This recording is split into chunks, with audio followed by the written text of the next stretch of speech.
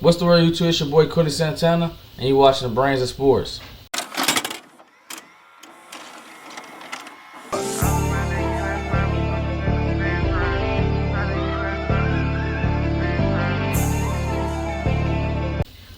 Welcome back to another episode of Brains of Sports. And we're here to talk about our next playoff series, the Lakers versus Minnesota.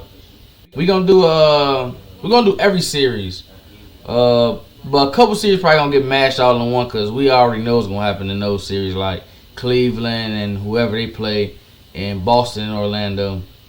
We're just gonna put that in one video because we already know how those is ending.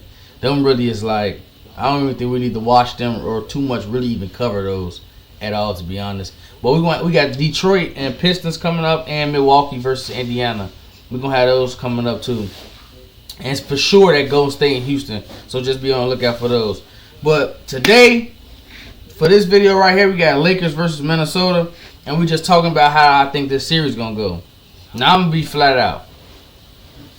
To be honest, I think the Lakers are gonna come out on top of this series, just on some fact that I really truly believe that this series is simply just going to come down to probably late game execution and being able to have a well functioning offense in crucial moments of the game. And I just believe that the Lakers are going to be able to have a more functioning offense than Minnesota more times than not. Just on some fact that I've watched Minnesota blow countless games.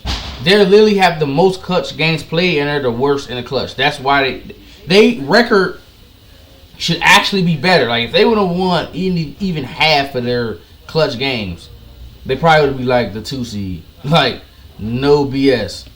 They blew so many games and lost so many games in the clutch is sad, and that's just because Minnesota offense can get into these type of slumps where they just have brain dead malfunctioning going on. Like it can just turn into a swirling black hole. Like all they gotta do is simply just like a week ago when they just played Milwaukee.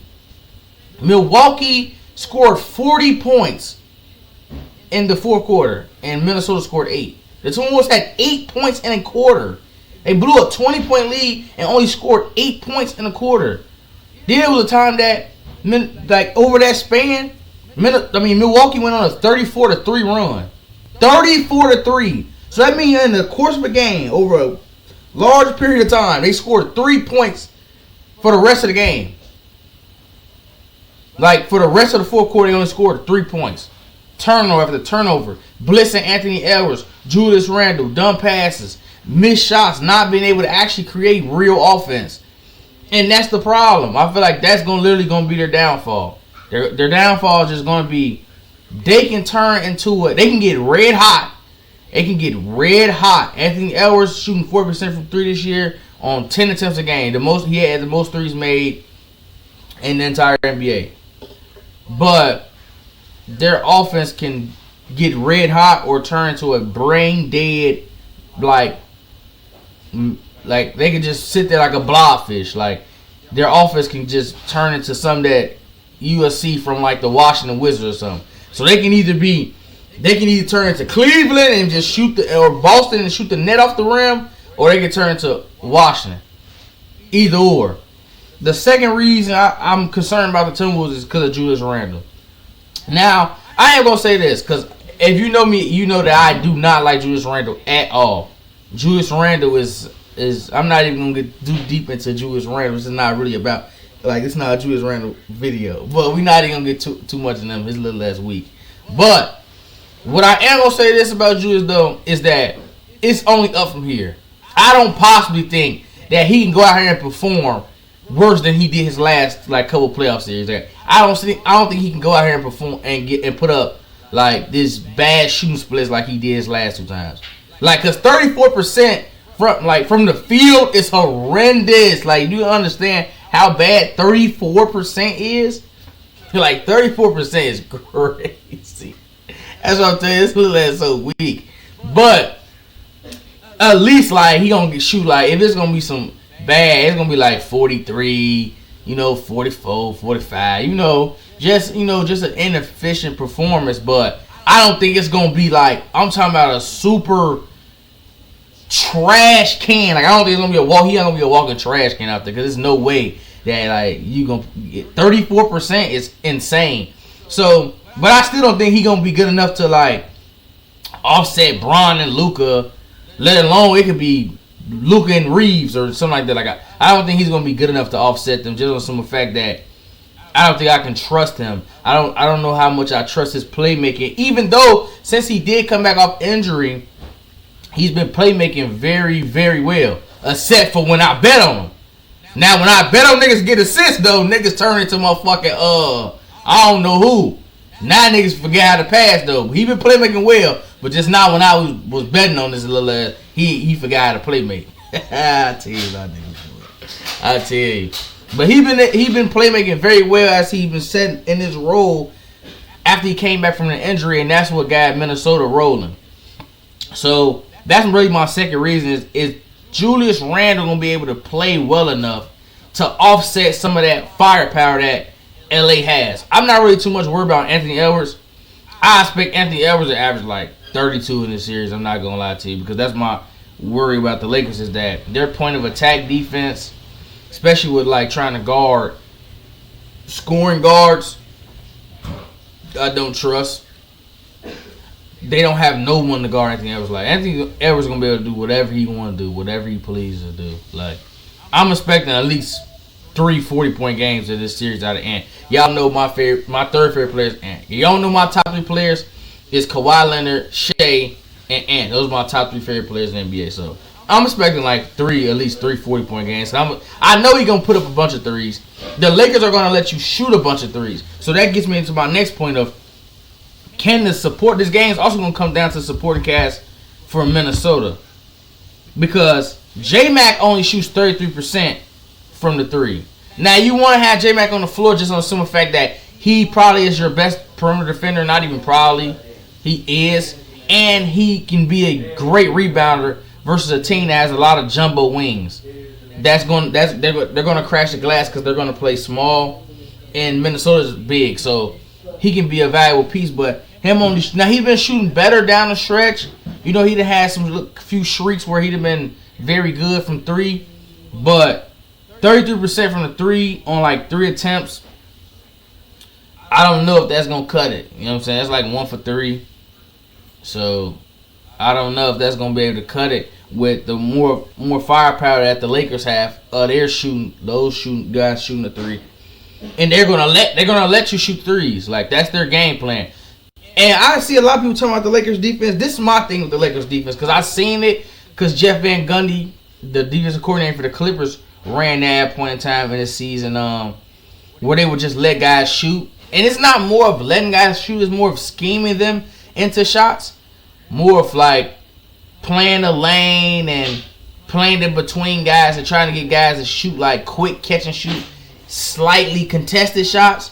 More so than, it's just not that when we say the Lakers let guys shoot, it's not more like, oh yeah, we just letting the Lakers just letting guys shoot wide open. No. More of like a slightly contested 3, and they're shooting guys like J-Mac and letting them shoot. But my problem with that is that could come back to bite them, because if a team like Minnesota, where they got a nice amount of shooting, can get it going, then it turns into, okay, we got to start running guys off the 3-point line. We got to start staying attached to guys at the 3-point line. Well, when you got guys out there like a Luka, like a Reeves, now it turns into like a man-on-man. We got to rotate, help side, which can get them in trouble. We already know that the Lakers, if they don't stay 100% locked in on that end of the ball, on that end of the floor, things could go awry. Like, things can go left fast for LA. You know what I'm saying? So we gonna see, because like guys like Nickeil Alexander-Walker shoot 38% from 3, 4 attempts a game. Mike Conley, 4 attempts a game, 41%. Dante, 7 attempts a game, 40%. Nas Reed, 6 attempts a game, 38%. So you got a lot of guys that really can shoot the rock over there. So it's gonna come. They gonna give it to you. They gonna find out. We gonna find out if y'all trustworthy enough to really shoot them threes. We gonna find out. Julius is 34%. He's more of a mid-range post player. You know what I'm saying? But Julius can shoot. But They're going to try to force Julius to shoot a lot of threes because Julius is probably going to try to match. He's probably going to try to hunt mismatches on smaller guys like Reeves and stuff. But a lot of those guys actually can guard Julius because there's not a lot of, like I said, they have a lot of like jumbo wings. They're going to go small, but everybody they're going small with is like 6'8", 6'9". Like Vando 6'8", Braun 6'9", 6'10", Rui 6'9", 6'10", Dorian Finney-Smith like 6'7", 6'8". Even Luka is like 6'8". So everybody that's gonna be on the court is gonna be tall. Vando, did I mention Vando? Mostly everybody that's gonna get some tick gonna be tall. Like they're not just trying out 6'5" and the under club. Like no, everybody that's gonna get on the court, even though they're small, is 6'9". So that's just what it's gonna be. So they gonna have bodies to throw at Julius, and they're probably gonna try to make him shoot a lot of threes. Clark, I know some Timberwolves fans gonna say something about me not mentioning Clark. I can't say nothing about Clark. Nice little role player. And I actually watch basketball. I can't not express this much. I actually watch games. I don't like talking basketball people or even sports. I cover all sports. I don't like talking sports people that don't watch the sport. Like you don't watch. Cause Clark, I watch the Timberwolves. Clark is a nice contributor to them. You see what I'm saying? Like he's a nice little piece, but this playoff time, and we know pieces like him really fold. He probably not gonna get a lot of tick. And he shoot 43% from three, but it's on one attempt a game. We don't really expect nothing from Clark. I can't. That's why I didn't want to mention him. But that was for my Timberwolves fans. I mentioned him for y'all boy. Now, also Rudy Gobert. Now we know Luka been frying the shit out of Rudy Gobert for years. Every time he see him, he fry him for sure. Like every time he see him, what Shaq say? Barbecue chicken. Putting his little ass right in the motherfucker oven. Baking his little ass. Every time. It never fails. His main problem gonna simply be just how is he gonna be able to guard space? How? Like how is he gonna be able to guard space? How is he gonna be able to adjust to the Lakers going small and shooting them threes? Luka, because I feel like I'm not mentioning Luka, Braun, and Reeves just on some effect that I don't feel like I really need to mention them because this series is not gonna be about those three in particular. Just because I feel like Luka already beat them last year, and it's not because he won. I'm just saying Luka knows how to score on them. This is mainly the same team. Jay McDaniels really can't. He can guard Luka, but I'm saying like no one can really guard Luka on that team because they're either too small. Most all of them too small in some type of way. Like Nikhil Alexander-Walker's only like 6'5". He can't guard Luka. Luka's going over the top of him every single time. Jay McDaniels is 6'8" and he has the length, but he doesn't have no bricks in his back pocket. Like he's too small. He probably 180 pounds or what. Like I don't know, but like he's just too skinny for Luka. Like Luka still can get anywhere he want to go. He still can get exactly to his spots. He can kind of move Jay McDaniels around like a rag doll. Or guys like Dante, just too small. Same thing with Braun. Most of them people is too small. Only person that probably can get either one of them some trouble a little bit is Anthony Edwards. Because Anthony Edwards is like 6'5", actually has a strong base, very built, quick feet. So he can cause some problems for them. But how often are you going to want him guarding them when he's your main offensive source on the other end? You don't know how much you can count on Julius or your role players. Like, this is your main star, so this is your main offense right here. So you can't use him too much trying to guard those guys. He's probably going to have to guard, like, Rui or, like, Dorian Finney-Smith, start out on those guys. Also, what's interesting is, can Nikhil Alexander-Walker and, like, Dante make it tough on Austin Reeves? Can they kind of neutralize Reeves? Because we've seen the Lakers at their best when all three get going. If two going and one not, they could be a tad bit shaky, but they still be mostly in control. So what will help them actually in this series, what the Timberwolves' main focus should be, is to stop Reeves.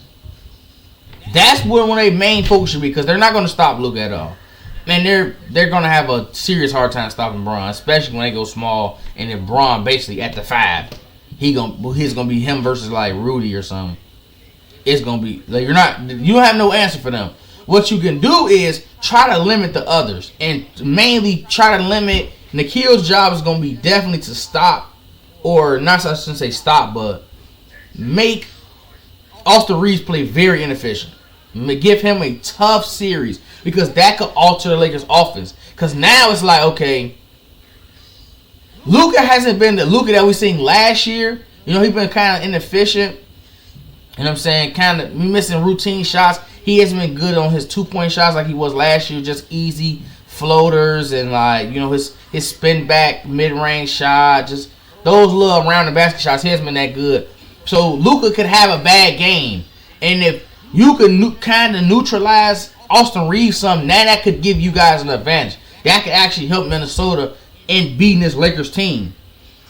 So getting back to Rudy, his main thing is just going to be can he be able to just defend the corner and, you know, that type of thing well enough. Or like, you know, getting the screen actions, Minnesota could pre-switch where if it pre-switch was basically just like if somebody's calling for Rudy's man, so like say he's guarding Rudy's guarding Vando. If he want, but I don't even think you should put Vando in a like pick and roll situation because he cannot pick and pop and he can't roll for real. So I'm not even gonna say Vando. Let's say Rui. We want you to come set the screen. They could like switch out, like get Jaden or somebody else to end up pre-switching so he basically like goes on the other player's man. So like if Jaden McDaniels, say he guarding Braun and Alexander Walker is guarding Luka, and then Luka called for the screen. Now Jaden would just take Rui and then Rudy would guard Braun, but then Luka probably just pass it to Braun. That's a Braun ISO. So that we gonna see if the 4-time he was a player of the year can just make a difference at all. But I do think he can have a lot of highlights on the other end of the ball because by them playing small, like I said, I watched the NBA. So any Minnesota fan can tell you that Rudy on that offensive glass has been a demon lately.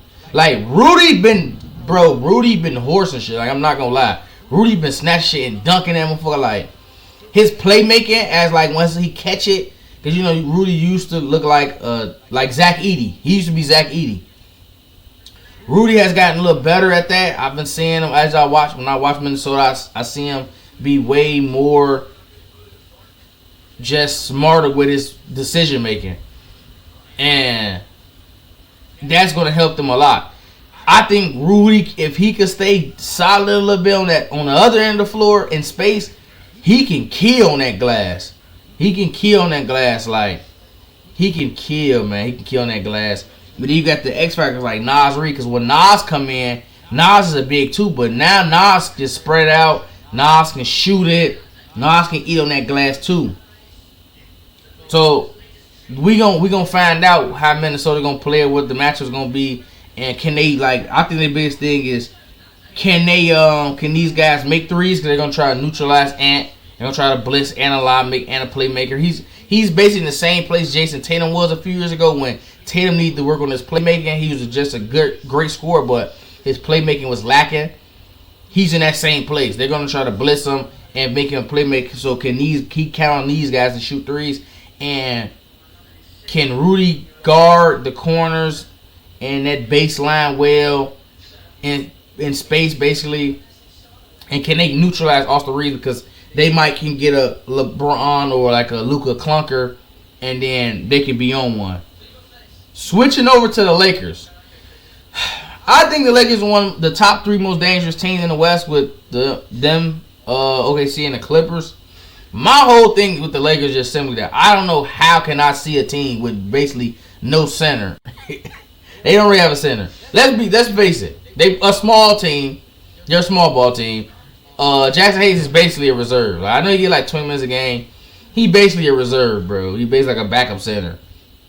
You know what I'm saying? They're going to start with Jackson Hayes, but like, don't be surprised if a few games in this series where they start out small and then bring Jackson Hayes in and get somebody a breather or something. Like, he basically like a damn reserve. So they don't have no center. They don't have no rim protection.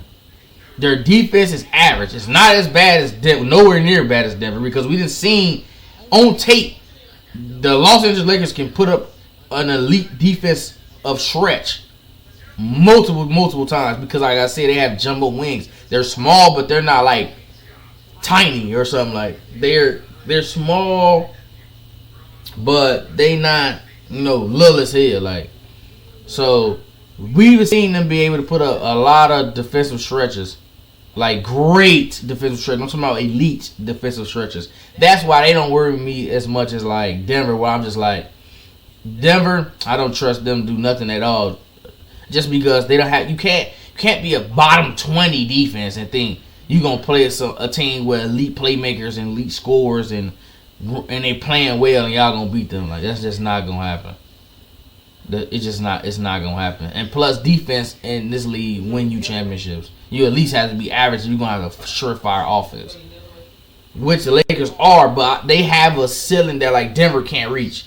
They have a ceiling where they can get into a top 5 defensive stretch, and they have personnel that can guard certain guys. They just don't have no like point of attack defenders or like screen navigators for real. That's their only problem. But as far as them, like I said, they can guard you as around because they got wings. They got 6'8" wings with size and strength and all that. They got that. So that's why I said they had some more personnel than like Denver. But it's just hard for me to see teams that might struggle to rebound like with no rim protection, no big, and like average defense to like just go all the way and like win 4 rounds. Because I'm worried about. I know they can do it, but I'm worried about them exerting so much energy to keep teams off the glass, get on the offensive glass, make sure they keep the pressure on defense because they know they have to. I'm worried about that affecting them in a playoff series. Them winning 4 rounds that might affect guys on the offense end. Bron is 40, so if Bron can still play defense, but for 4 rounds, if Bron got to continuously play center and get on the glass and bang with bigs and then run the floor, and then like if this was Bron from 2013, I would have less. I would still think about it, but it'd be like, they got a big Bron just Bron come and help side Bron because like all that type of stuff. Bron is 40 now, so like I'm worried about that for Austin Reeves. I'm worried about that even for the role players like Vando, just over a 4-round playoff run, just banging and doing all the dirty work for 4 straight rounds. Because they have to exert extra energy. Because that's what defense is also about, is effort. Like Austin Reeves, we don't need you to be the best defender. We just need you to get over the screen. Yeah, we just need you to deny screen. Good one. We don't need you to be Pat Bev, or we don't need you to be Drew Holiday, or we don't need you to be Chris Dunn, or we don't need you to be Derek White, or none of that. We just need you to get over the screen. We just need you to deny the dribble handoff. That simple stuff like that. Because it's about effort. And then when you have actual skill, when you have actual skill set, defensive talent, now that takes the defender to another level. So that's what I think it's all about. That's really my worries about the Lakers, to be honest. Like, man, that those couple things worry me. But besides that, I think they're gonna be Minnesota, like I said, just because they're going to be able to generate better offenses, better functioning offenses, great looks on that side of the floor. Like, I don't know about certain guys on Minnesota that's on their offense, but I know what I'm going to get from Luka. I know Luka's going to generate offense. I know he's going to generate great looks. He can get to his spots whenever he wants. It's just about if he finish or not. Bro, really much can get to his spots on the floor whenever he want to. I know he going to create double teams. Both of them are. I feel like Austin Reeves, if Austin Reeves is going, if they don't neutralize AR-15, that 3-headed monster is going to get ugly. That's one of the elite offenses. That's why I think it's going to be big, really, for like Nickeil Alexander-Walker, Mike Conley, Dante, even Clark to come in and make Austin Reeves struggle, because that could help them a lot. Also, when I'm looking at a lot of the role players, I know for a fact I can trust Dorian Finney-Smith. I trust Dorian Finney-Smith a lot. I trust Dorian a lot. I can trust Rui. Rui's shooting 41% on 4 attempts. Dorian is shooting 40% on 5 attempts. Now, guys that I don't really trust is like Goodwin. Even though he's shooting 38% from the three on 2 attempts, I don't know how I can trust him. What Gabe is the Lakers gonna get? He's shooting 35% on 4 attempts. What Gabe is they gonna get? You know what I'm saying? Are they gonna get Miami Gabe, or are they gonna get basically Laker Gabe? Laker Gabe ain't did nothing. Vando can't do nothing. He is a big concern because he probably the best perimeter defender on the team. He the best defender on this entire team. And his offensive game is like so limited. Like he can't do anything on offense. Like I said, he a bad short roller. Cannot pick and pop. He's 28% from the three on like barely under 1 attempt. And I didn't even write that down. I just remembered it because it was like 0.9. So I don't know what they're gonna do about that. If they need to bring some shooting in, they got Don Connect 37%. He probably not gonna get that much tick though, to be quite frank. So. But for the most part, like I said, when you got Braun, Reeves, and Luka, you can create way more offense than like Minnesota can. Cause can't nobody guard them people. You got. That's why I said. So like that's why I say in the beginning it's about Julius. Can Julius offset the Lakers scoring, which is gonna be key for them. Cause Luka and Braun gonna score. So I think that one or two of the biggest keys for me personally is that can Anthony Edwards count on guys like Mike Conley, Dante, J-Mac to hit their threes? Can he count on them to hit their threes? And then can Julius offset some of that scoring? And can they neutralize Reeves? I think those are going to be the biggest factors in this series. Other than that, if Julius can't offset nothing and they struggle with guarding Reeves and J-Mac can't make the three out the corner, it's gonna get ugly for Minnesota. But I feel like Lakers should be on upset alert because Anthony Edwards can absolutely explode. Like them threes that they gonna be giving up, if they give them to Anthony Edwards, I'm telling you, he's gonna have 40. I'm telling you, he's gonna have 40. He's shooting 10 a game, so they gonna be put up. So all that letting him shoot, that ain't gonna work. Like. And they got guys like Dante shooting 40%. Like they gonna shoot threes. Lakers gonna let you shoot them. They gonna make a slight contest and let you shoot them, but Minnesota gonna shoot them though. Like Minnesota is one of the top shooting 3-point teams. They gonna shoot them. So we gonna find out. But that's my analysis on this round one. I got the Lakers winning probably about 6. I would not be surprised if Minnesota upset the Lakers just because. It's certain things that the Lakers that once the playoffs start can get exposed. Like them not having a true rim protector or being able to rebound can get exposed tremendously. And then you got average defense. If you run into a hot offensive team at the right time, them threes that y'all giving up can get exposed, and then y'all don't got too many guys that can stop guys on the perimeter and get it to the rim with no rim protector. So, but that's it, man. We come back with another video. I'm dropping my NBA awards.